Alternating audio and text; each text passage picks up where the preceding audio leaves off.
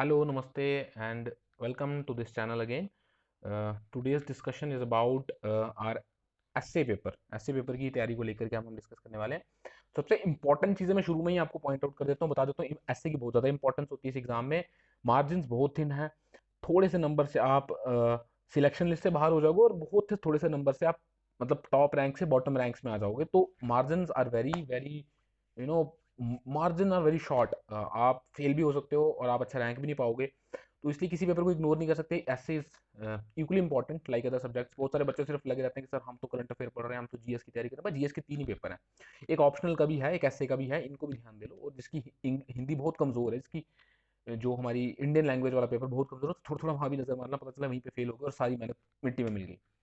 तो ऐसे के बारे में ये बताऊंगा कि यार अच्छा पेपर होता है, इंपॉर्टेंट होता है। और मेरी जो अंडरस्टैंडिंग है, जो मेरा एक्सपीरियंस रहा है ऐसे को लेकर के, वो ये है कि अपार्ट फ्रॉम जीएस फोर के अलावा ऐसे का ही पेपर ऐसा होता है जहां मैं बड़ा कंफर्ट फील करता हूँ। बड़ा मेरे को मजा आता था ये पेपर करने में।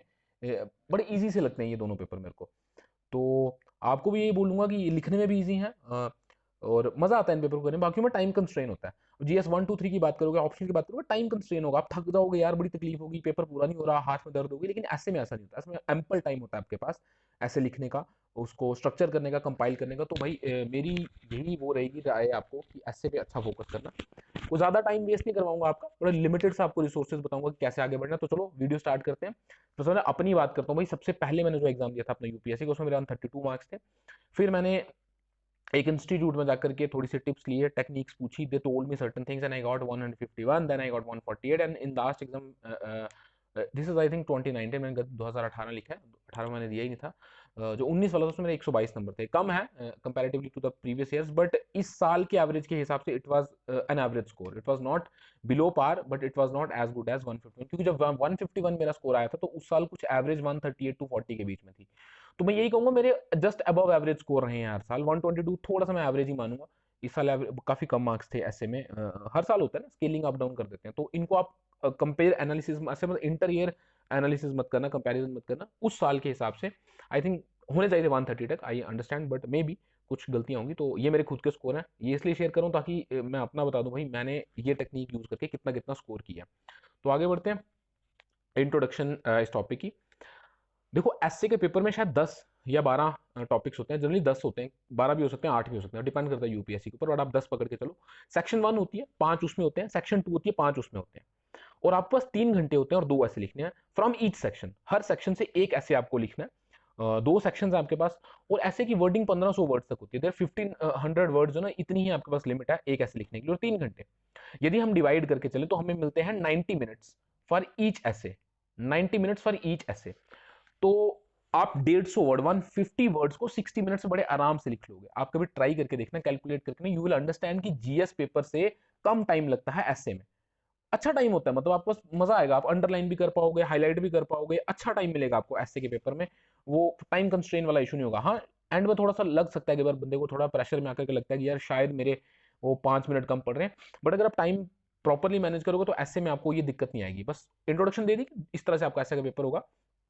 तो कैसे अटेम्प्ट करना है? सबसे पहले आपको क्या करना है कि जो आपका ऐसे है उसके सारे टॉपिक्स को अच्छे से पढ़ना है। अब इसमें छोटी सी एक मैं आपको टिप दे देता हूं, ये टेक्निक बता देता हूं। कोशिश करना फर्स्ट रीडिंग में 10 के 10 टॉपिक पढ़ लेना, लेकिन उसके बाद सेक्शन 1 के ही 5 जो टॉपिक्स होंगे उस पर फोकस करना। क्योंकि 1.5 घंटा आप एक को दोगे, 1.5 घंटा दूसरे को दोगे, तो क्या करोगे?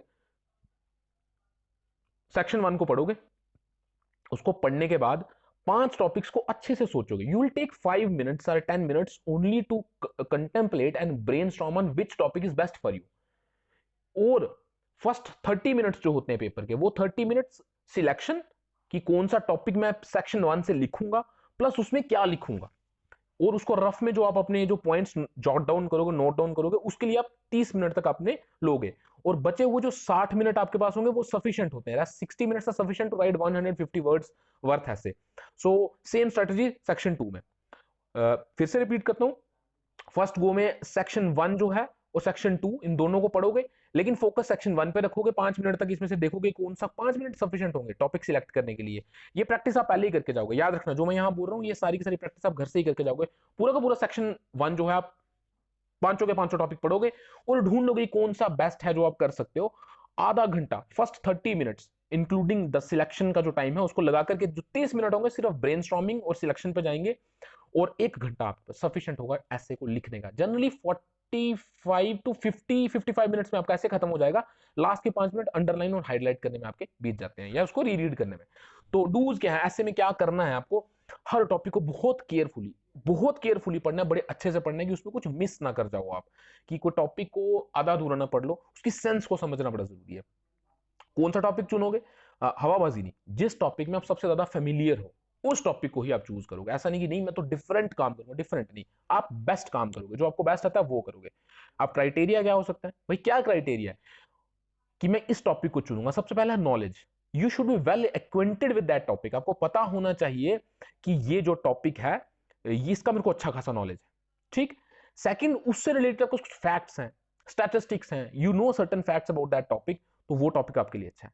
कुछ कोटेशंस हैं, मानो गांधी जी की कोई कोटेशन है, टॉल्स्टॉय की कोई कोटेशन है, मतलब किसी भी महान हस्ती की कोई आपको कोटेशंस आती हैं या आपको याद है कोई फेमस सेइंग्स, जो आप ऐसे में डालोगे ये कि अच्छे होते हैं ये चीजें डालना, या अच्छी एग्जांपल्स हैं, लिविंग एग्जांपल्स हैं, लाइव एग्जांपल्स हैं, कोई पुरानी मतलब महाभारत से एग्जांपल डालना चाहता है, कोई शास्त्रों से डालना चाहता है, अच्छी एग्जांपल्स जो होती हैं जिनमें कोई मॉरल एथिकल वैल्यूज होती हैं उनको आप कोट कर सकते हो, अगर आपके पास है तो वेल एंड गुड। ये क्राइटेरिया होगा आपका सिलेक्ट करने का, दिस इज योर क्राइटेरिया। इस क्राइटेरिया के बेसिस पे आप ऐसे सिलेक्ट करोगे। करना क्या है, ये जितनी भी चीजें आपको पता है, रफ स्पेस लास्ट में आपको 3-4 पेज रफ के मिलते हैं, वहां पे अपना सेक्शन 1 का essay 1 लिखोगे, उसमें इन चीजों को आप शॉर्ट में लिखोगे, कहीं पूरा डिटेल में नहीं, शॉर्ट में लिखोगे, ताकि आपको याद रहे ऐसे लिखते टाइम ये चीजें मेरे को यहाँ पे ऐड करनी है।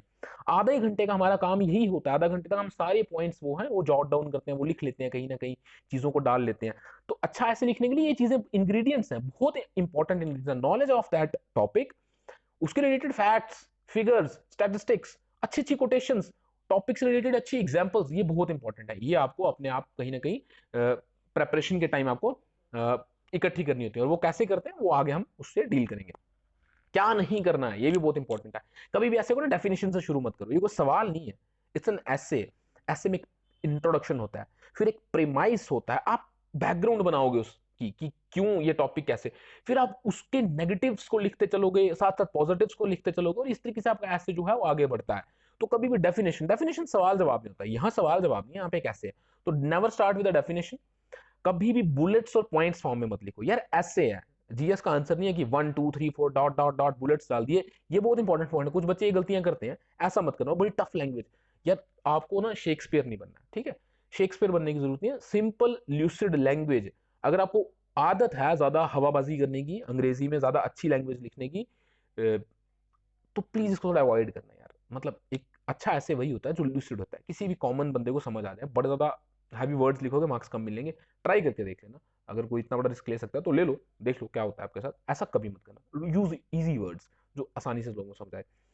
Never give examples that are not clear, crisp and related to the topic. ऐसी एग्जांपल्स मत डालना जो क्लियर नहीं है और जो टॉपिक से रिलेटेड नहीं है। मैं इसकी एग्जांपल दूंगा आपको एंड में कि मैं क्या बोलना चाहता हूँ, कैसी एग्जांपल मत देना। कभी भी किसी ऐसे को आधा घंटा से पहले शुरू मत करना। कुछ बच्चे क्या करते हैं, टॉपिक देखा चलो जी ऐसे लिखना शुरू, यार ऐसे ऐसे नहीं लिखा जाता, ऐसे केवल स्ट्रक्चरिंग की जाती है। अगर आप डायरेक्टली पेन के साथ फ्लो के साथ चलोगे ना, लिख तो तुम सब कुछ दोगे लेकिन उसका कोई ऑर्डर नहीं होगा। जैसे जैसे आपको चीजें याद आएंगी वैसे वैसे आप लिखते जाओगे, और जरूरी नहीं कि आपको जो चीजें याद आ रही है वो सही ऑर्डर में ही याद आ रही है, आपका ऑर्डर ही टेढ़ा मेढ़ा हो जाएगा। जो चीजें बाद में आती थी वो पहले याद आएंगी, पहले वाली बाद में याद आएंगी, कुछ लिखते हुए याद आएंगे तो जंबल कर जाएगा। पहले हम एक स्ट्रक्चरिंग करेंगे, हम सारा मटेरियल एक तरफ इकट्ठा करेंगे। मकान बनाते हैं ना, ईंटें, रेत, बजरी, सीमेंट जो भी है वो रखते हैं एक जगह, फिर उस ऑर्डर में शुरू करते हैं। ऐसा थोड़ा कि यार पहले चिनाई कर दो फिर उसमें हम फाउंडेशन डाल देंगे, स्लैब नीचे डाल दिया फर्श ऊपर डाल दिया, वैसा नहीं होगा, एक स्ट्रक्चर होगा प्रॉपर। तो इसके लिए जल्दबाजी मत करना। कुछ बच्चों को मैंने देखा है वो ऐसा करते हैं, तो ये बहुत बड़ी गलती है। सो कभी भी एक साइड ऐसे की नहीं लिखनी। फॉर एग्जाम्पल एक टॉपिक है, bureaucracy is the cause of red tapism and corruption in India, ये टॉपिक है। भाई एक दोस्त है हमारा, उसने पूरा एफर्मेशन में लिख दिया कि ब्यूरोक्रेसी ही फसाद की जड़ है, चोर है, करप्ट है, रेड टेपिज्म है। उसको नंबर मिले 75, शायद से 75 marks he got. Can you imagine, 75 number, जब हम 150 लेते हैं वो 75 लेके आया। क्यों?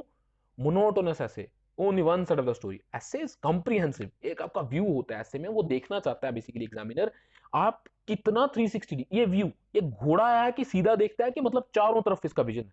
ब्यूरोक्रेट का जो विजन है वो 360 डिग्री होना चाहिए, हर एंगल, हर साइड, हर व्यू से वो चीजों को, एक इशू को उसको समझना चाहिए। तो ये इंपॉर्टेंट है, हर एंगल से समझेंगे, पॉजिटिव भी, नेगेटिव भी, रीजंस भी, वो चीजें हम आगे देखेंगे कि कैसे ऐसे को स्ट्रक्चर किया जाता है, but monotonous single one side view नहीं होना चाहिए। अच्छा ऐसे कभी शुरू कैसे होता है, मैं कैसे करता था, ये दो जो थे ना, ये मेरे सबसे बेस्ट फंडे हुआ करते थे। अगर ये दो नहीं पता हो तो मैं थर्ड पे जाता था, कोई स्टोरी लिख देता था। एक बार मैंने एक लव्य की कहानी से ऐसे शुरू किया था, जब मेरे को 152 मिले थे तो मेरे को याद नहीं है वो ऐसे क्या था, but I started the story of Eklavya. Eklavya की कहानी से मैंने आगे अपना ऐसे बिल्ड करना शुरू किया और बताया कि किस तरह से ये कहानी जो है इस टॉपिक से रिलेटेड थी। तो बड़ा अच्छा लगता है एक तरह की कहानी की, वो अंधेरी रात थी, मतलब इस तरह से कहानी के टाइम में suddenly dog was barking, pin drop silence around some, जो वो थे warriors were going through a deep dark gloomy jungle, इस तरह से, and I started building upon my एस। तो एक स्टोरी बैकग्राउंड की कुछ अच्छी सी स्टोरी डाल दो आप, तो वो कनेक्ट करके अच्छा लगता है। कोटेशन से स्टार्ट कर लो, बैकग्राउंड उस टॉपिक के बैकग्राउंड से स्टार्ट कर लो, ये भी अच्छा होता है। फिर मैंने बोला डेफिनेशन से शुरू नहीं करना है unless you are very sure. लेकिन इसका मतलब ये नहीं है, आप ये मत बोलना कि सर डेफिनेशन यूज ही नहीं कर सकते, कर सकते हो। इंट्रोडक्शन के नीचे जो प्रीमाइस आएगा ना, उसमें आप डेफिनेशन डाल सकते हो आप definition, no problem, but introduction start definition से नहीं होगा। कुछ फ्रीक्वेंटली आस्क्ड क्वेश्चन, बड़े ज्यादा पूछता है सर, सर पहले से ही ऐसे याद कर ले, हम याद घर से 5-10 ऐसे प्रिपेयर करके गए सर, एक दो आ गया। देखो प्रोबेबिलिटी इज वेरी लो कि जो तुम रट्टा मार के जाओगे वहां आएगा, यूपीएससी को प्रिडिक्ट नहीं कर सकते। ठीक है, आप स्टेट सिविल सर्विस में आप प्रिडिक्ट कर लो, मैं कह नहीं सकता क्योंकि वो बड़े लिमिटेड से उनका वो रिसोर्स होता है, तो बड़ा कॉपी पेस्ट चलता है। वहां पे ये स्ट्रेटेजी आपकी कामयाब हो, वहां हो सकता है ये पॉसिबल, लेकिन यूपीएससी में पॉसिबल नहीं है। पहले से ऐसे याद करना वो मेरी तरफ से रिकमेंडेड नहीं है। कौन सी बुक ऐसे की लेनी, कोई बुक नहीं लेनी भाई, कोई बुक नहीं लेनी, आप 1 रुपया नहीं खर्च करना किताब पे। ऐसे के नोट्स कैसे बनाऊं सर, फलाने के नोट्स ले लूं, कोई जरूरत नहीं नोट्स बनाने की। तैयारी होती है इंटीग्रेटेड। इंटीग्रेटेड से मेरा मतलब क्या, देखो आपकी एसए की तैयारी आपकी जीएस की तैयारी के साथ साथ होती है। You are reading your optional, वहां से कुछ आएगा। You are reading your general studies, बहुत कुछ वहां से आएगा। 90% आपका जो जनरल स्टडीज आप पढ़ते हो ना वहां से आएगा। और you are reading your current affairs, वहां से आएंगे एग्जांपल्स जो आपके एसे में फिट होंगी। तो this is how you build your essay. कैसे आगे बढ़ते हैं इसके साथ, how to structure an essay. ये मेरा एक आपको फंडा मैं दूंगा आज। Even if you don't know much about the topic, even then you will be able to write a good essay by following my strategy। जो मैं आपको बताने वाला हूँ वो स्ट्रेटेजी मैं आपको बताऊंगा कि उससे आप हर एसे पे कुछ ना कुछ अच्छा लिख पाओगे। रूल, थंब रूल याद रखना, इंट्रोडक्शन और कंक्लूजन आप पहले ही बना के लिख लो। मतलब रफ में ना एक छोटा सा इंट्रोडक्शन 1-2 लाइन का, या कंक्लूजन अपना पहले ही लिख लो। कंक्लूजन बड़ा इंपॉर्टेंट है पहले लिखना, क्यों, बड़ी बार टाइम कंस्ट्रेन हो जाएगा, आपको पता भी नहीं चलेगा आप टाइम निकल गया, और वहां से आवाज बजेगी लास्ट 5 मिनट्स, और आप बोलोगे यार अब मैं क्या लिखूं, तो बीच में ऐसे छूट जाए मार्क्स बड़े कम मिलेंगे। अगर आपको पता है कि टाइम कम है, मेरे 1200-1300 वर्ड हैं, हुए हैं, मैं 200 वर्ड पूरे नहीं कर सकता, तो भाई बना बनाया कंक्लूजन चेप दो एंड में। एटलीस्ट एग्जामिनर को लगेगा आपने छोटा ऐसे लिखा है, 100-200 वर्ड कम लिखा है, लेकिन कंप्लीट लिखा है। उसको एक क्या मिलेगा, रीजन मिल जाएगा आपको अच्छे मार्क्स देने का। अगर आप बीच में छोड़ के चल जाओगे, ऐसे कंप्लीट नहीं हुआ, आपको बहुत बुरे मार्क्स मिलेंगे। तो ये थम सबसे इंपॉर्टेंट रूल जो है ना ऐसे, वो ये है कि कंक्लूजन पहले ही रखना अपने पास, ये वाला रूल, इसको याद रखिएगा। Next, how to think about a topic. Topic के बारे में क्या सोचना है, ये मेरा चीट कोड है, जैसे गेम्स हम चीट कोड यूज करते हैं, ये मेरा चीट कोड है। तो think about an essay topic from the following viewpoints and then write important points in the rough space. After you are done thinking, then start writing and connecting these points into a one coherent essay। अलग अलग point सोचेंगे, किस तरह से सोचेंगे आगे देखते हैं। अब से स्लाइड्स जो आगे शुरू होंगी, और फिर उनको एंड में लिखेंगे, और फिर अपना दिमाग लगाओगे कि इनको मैं कैसे जोड़ूंगा। ठीक है, तो ये तरीका है मेरा। सबसे पहले आप अपने सिलेबस को याद करो, यूपीएससी का जो आपका सिलेबस है ना, बस उस सिलेबस को याद रखो। पेपर वन में क्या आता है, हिस्ट्री। किसी भी टॉपिक को from historical point of view सोचोगे। हिस्ट्री में क्या आता है, कल्चर, आर्ट एंड कल्चर, देख art culture, ancient medieval modern post independence, या वर्ल्ड हिस्ट्री भी लगा लो। ठीक, तो इन एंगल से आप एक टॉपिक को सोचोगे, you think like this. For example women empowerment के ऊपर कोई ऐसे आ गया, think about it. Cultural point क्या है कि इंडिया में कल्चरली वैदिक एज में चले जाएंगे कि भाई women were always equal to man, वो पार्टिसिपेट किया करती थी डिफरेंट डिफरेंट पॉलिटिकल, उनमें जो उनकी सभा हुआ करती थी, और समिति, सभा समिति का कंसेप्ट था, राजा के साथ वो पूजा में बैठा करती थी, तो वहां से हम लाएंगे। आर्ट्स में हम डाल सकते हैं, हमारे पास कोई आर्ट है कि जैसे पेंटिंग्स हैं, हमारा जो परफॉर्मिंग आर्ट है, सिंगिंग है, डांसिंग है, उसमें लेडीज का पार्टिसिपेशन जो है नारियों का बहुत ज्यादा रहा करता था, वो डाल सकते हैं। अच्छा, एंशियंट मिडिवल मॉडर्न टाइम्स में क्या था, पोस्ट इंडिपेंडेंस क्या हुआ, या वर्ल्ड के एंगल से हम क्या सोच सकते हैं। तो इस तरह से हम सोचेंगे और उन टॉपिक्स को जो हमें लगते हैं रेलिवेंट है उनको हम लिखेंगे। ये मैं आपको एक टेक्निक बता रहा हूँ, आपको लिखोगे जो रेलिवेंट पॉइंट आपको याद आता है।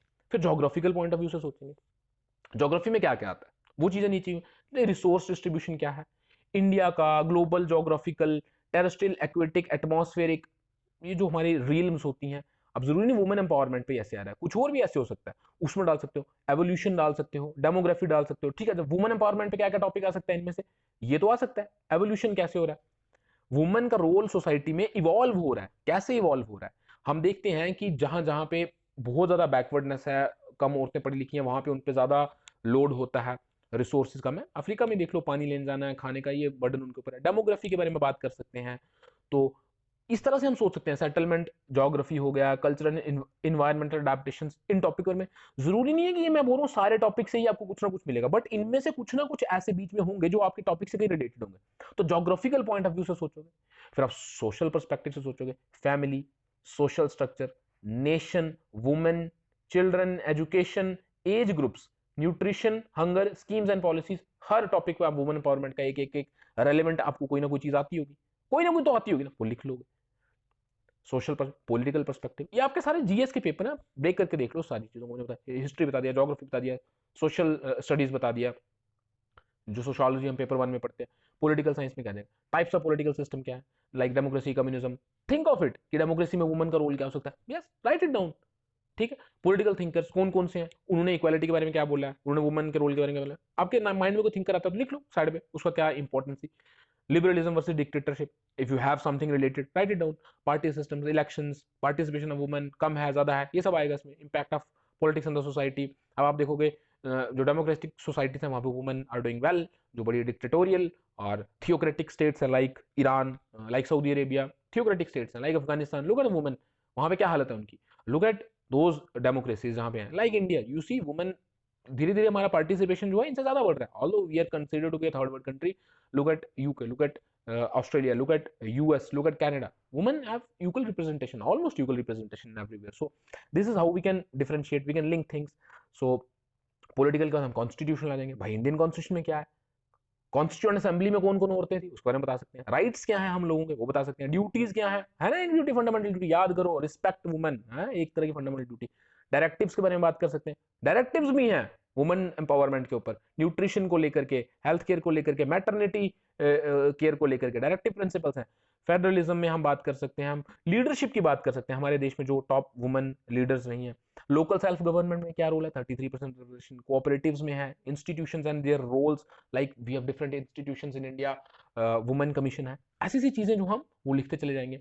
Next, economic, agriculture sector, look अब मेरे को याद आ गया एग्रीकल्चर सेक्टर वुमेन का क्या रोल है, कि जनरली जो प्रोडक्शन है एग्रीकल्चर की उसमें वुमेन का पार्टिसिपेशन ज्यादा है, क्योंकि गांव में जो मेल होते हैं वो शहरों की तरफ माइग्रेट करते हैं काम करने के लिए।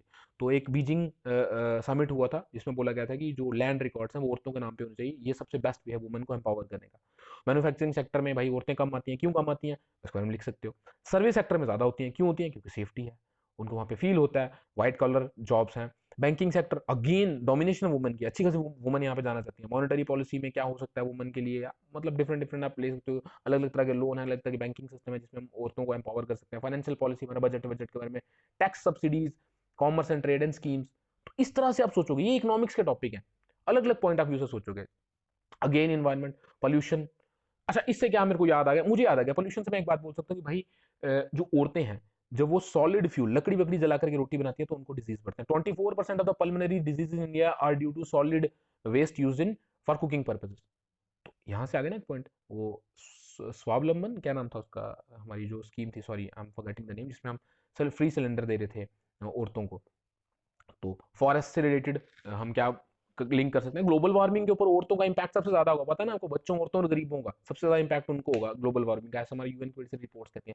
सस्टेनेबल डेवलपमेंट गोल, ये हर जगह घुसती है, सस्टेनेबल 17 के 17 सस्टेनेबल डेवलपमेंट गोल्स जो है वो याद कर लेना, वो कहीं ना कहीं घुस जाएंगे। वुमेन एम्पावरमेंट के इस पे भी है बड़ा कुछ दिया हुआ। Science and technology, different different technology की बात कर सकते हैं, बता सकते हैं कि किस तरह से औरतों की पार्टिसिपेशन है। सो बहुत सारी चीजें इसमें आपकी करंट अफेयर में से आ जाएंगी, जो करंट अफेयर आप पढ़ रहे हो डेली बेसिस पे, वहां से बड़ी सारी चीजें आएंगी, एग्जांपल्स अच्छी खासी आ जाएंगी।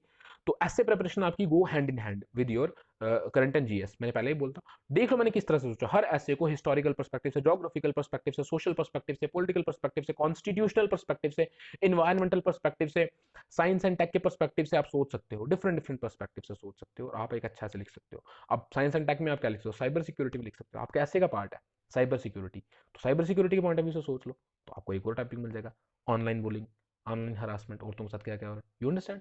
तो एक मैंने एग्जांपल दी थी वुमेन एम्पावरमेंट की, कोई भी टॉपिक ले लो आप इन तरह से सोचोगे ना जब, तो आपको समझ आएगा कि कितनी आसानी से हम किसी भी ऐसे के ऊपर बहुत अच्छे टॉपिक लिख सकते हैं, फिर उनको कनेक्ट कर लेंगे।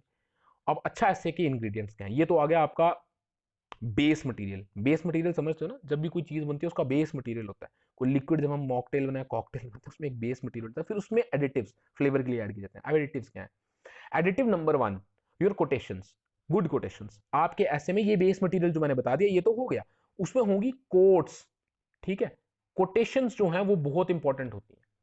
अच्छी एक दो को 3 कोटेशंस आप रखोगे अपने पास। कहां से आएंगे ये कोटेशंस? मैंने करंट अफेयर्स का जो वीडियो बनाया था ना, बहुत इंपॉर्टेंट था, मैंने उसमें यही बताया था कि अपनी कॉपी में सब कुछ होगा, स्टैटिस्टिक्स का एक पेज होगा, कैसे वो कॉपी बनेगी वो मैंने करंट अफेयर का एक वीडियो है वो बनाया, उसको प्लीज एक बार देख लेना, 3 सीरीज में है, उसको पूरा देखना, आपकी वो कॉपी मोर देन सफिशिएंट होगी, सब कुछ कवर करेगी, कोटेशंस भी आएंगी, डेफिनेशंस भी आएंगी, स्टैटिस्टिक्स भी आएंगे, कमिटीज भी आएंगी, सुप्रीम कोर्ट जजमेंट वजमेंट, ये सब कुछ उसमें आएगा आपकी कॉपी में। अलग सेक्शंस मैंने इसमें बनवाई थी। थ्रू आउट ईयर जब आप करंट अफेयर स्टडी करोगे तो ये चीजें अपने आप आपकी कॉपी में भर जाएंगी।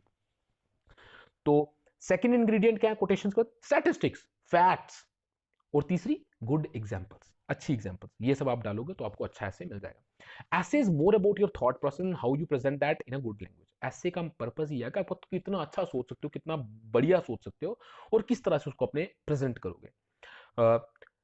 कभी भी आपको कोई कमी नहीं होगी, मतलब मटेरियल की, कि सर ना इस 5 में से ना एक भी टॉपिक में मुझे कुछ नहीं पता। अगर आपने करंट अफेयर और जीएस अच्छे से पढ़ा है, कभी भी कोई किल्लत नहीं होगी आपको। कभी भी आप मोनोटोनस ऐसे नहीं लिखोगे, वन साइडेड एकदम वैसा नहीं।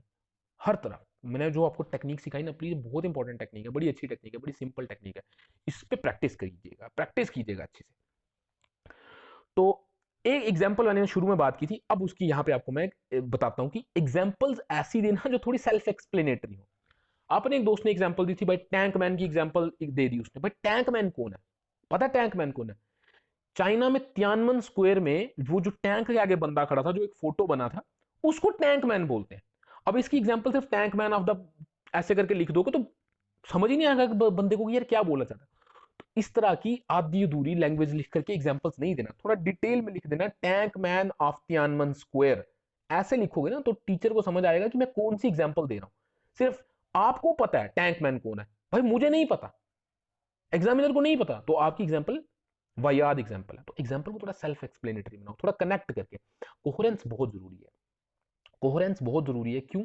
टॉपिक अलग अलग एंगल से आपने सोच लिया, अलग अलग पॉइंट ऑफ व्यू से आपने लिख लिया, लेकिन उनमें कनेक्शन बिल्ड करना बड़ा जरूरी है। एक फ्लो होता है, एक फ्लो में आप कैसे चलता है, तो वो कनेक्शन बनाना भी बहुत जरूरी है। हमेशा अपने ऐसे को 10% ऑफ अंडरलाइन करोगे, मतलब ये नहीं कि अंडरलाइन करके पूरा ऐसे ही अंडरलाइन किया। हर एक पेज पे अगर आपने 5 लाइनें लिखी हैं तो एटलीस्ट एक आधी लाइन जो है वो अंडरलाइन होनी चाहिए। जनरली हम एक पेज पे 8-10 लाइन्स लिखते हैं, तो उसमें से 1-2 लाइन को अंडरलाइन करो जो इंपॉर्टेंट है, इससे ज्यादा नहीं, ज्यादा अंडरलाइन नहीं करना है। जो कोटेशंस हैं उनको सेंटर में लिखो। मतलब ऐसे अगर आपका ऐसे चल रहा है, मान लो मैं थोड़ा सा ऐसे देता हूँ, ये आपका ऐसे ऐसे ऐसे ऐसे लिख रहे हो, अब कोटेशन आएगी ना उसको इस तरह से लिखोगे, इन्वर्टेड गामास में, फिर नीचे ऐसे चलाएगा इस तरह से। तो कोटेशंस लिखने का तरीका ये है, इन्वर्टेड गामा में डाल के सेंटर में, तो अच्छा लगेगा आपका ऐसे। तो ऐसे में कंटिन्यूटी हमेशा मेंटेन करनी है। कभी भी बुलेट और पॉइंट्स में लिखना, पैराग्राफ लिख सकते हो, you can write in paragraphs. Her page पे 2-2 पैराग्राफ लिखने जरूरी नहीं है, कुछ पेज पैराग्राफ आप चेंज करोगे, कुछ पे नहीं करोगे। पैराग्राफ चेंज करना अच्छा होता है, वो अच्छा लगता है।